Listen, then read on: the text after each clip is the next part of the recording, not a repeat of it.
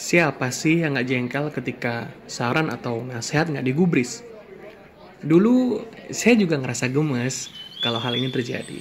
Mungkin Anda juga merasa demikian. Coba deh kita renungi sebentar. Saat kita mau memberikan nasihat atau ngasih saran, sebenarnya yang terjadi itu dia yang ingin berubah atau kita yang ingin dia berubah. Nah, kebanyakan yang terjadi yaitu kita yang ingin dia berubah. Bener nggak? Nah, ini yang jadi problem pertama. Kita yang ingin dia berubah, bukan dia yang ingin berubah.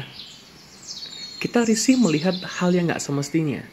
Kita risih melihat hal-hal yang nggak sesuai dengan nilai-nilai yang kita pegang.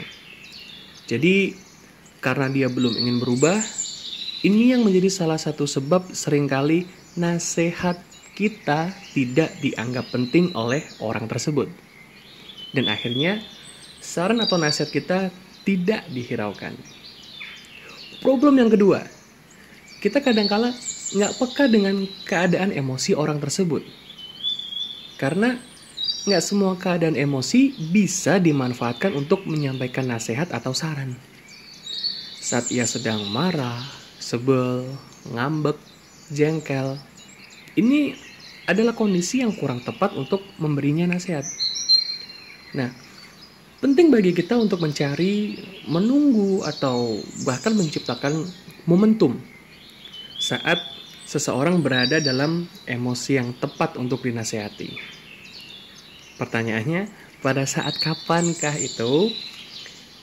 Saat ia berada dalam keadaan yang tenang dan nyaman. Bisa juga pada saat ia dalam keadaan hati yang senang. Udah kebayangkan hasilnya kalau kita sampaikan nasihat saat seseorang ngerasa nggak butuh nasihat. Dan saat ia berada dalam kondisi emosi yang nggak pas buat dinasehatin. Ya, kemungkinan besarnya ditolak.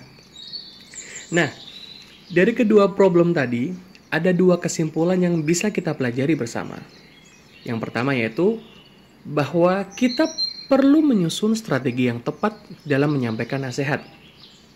Pesan perlu dikemas sebaik mungkin sampai orang tersebut menilai bahwa apa yang kita sampaikan adalah suatu hal yang penting baginya. Dan juga sampaikan alasan-alasan yang masuk akal bagi orang tersebut mengapa perubahan itu penting bagi dirinya. Dan yang berikutnya, sampaikan nasihat saat orang tersebut berada dalam keadaan mood yang baik.